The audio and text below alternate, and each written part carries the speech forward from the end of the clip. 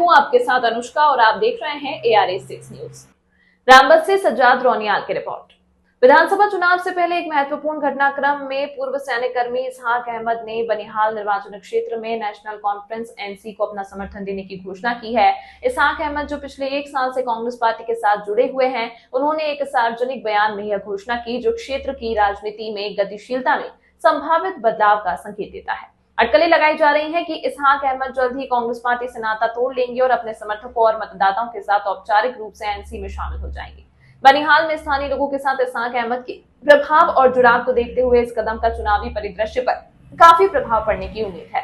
पर्यवेक्षक इस घटनाक्रम पर बारीकी से नजर रख रहे हैं जो चुनाव की तारीख के करीब आने पर निर्वाचन क्षेत्र में सत्ता के संतुलन को नया आकार दे सकता है। साहब शुक्रिया, आपने हमें मौका दिया है।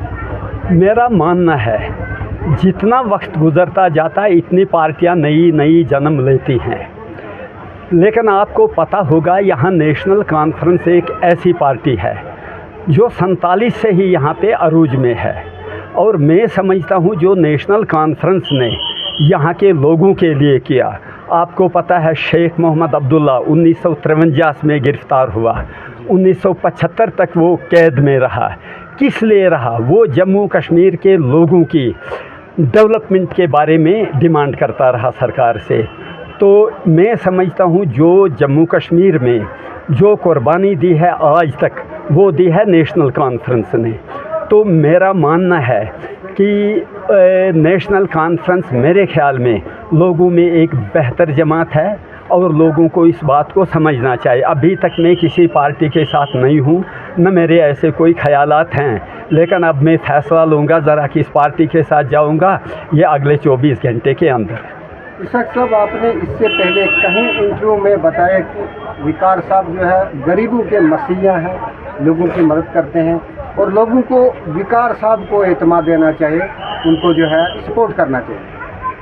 देखो ये तो आ गया इंडिविजुअली बात वकार साहब की। इस बात को मैं अभी भी तस्लीम करता हूँ।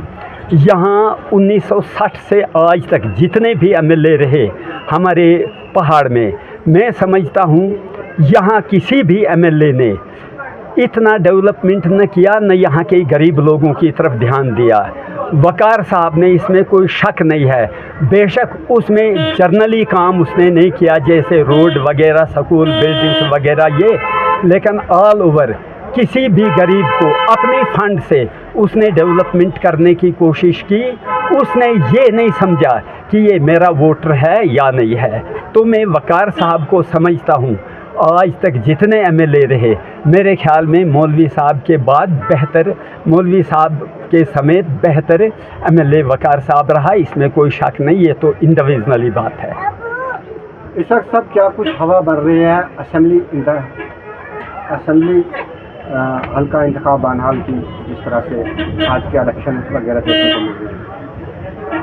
देखो इलेक्शन अभी आपको पता है, पहले यहाँ बनिहाल के सारे कैंडिडेट होते थे, अब हमारे यहाँ गूल से भी एक कैंडिडेट है। मुझे ऐसे लगता है अभी तक जो दिल है, अभी तक जो लोगों का विचार है, अभी तक जो national conference candidate Sajjad Shaheen है वो मेरे ख्याल में पलस में जा रहा है।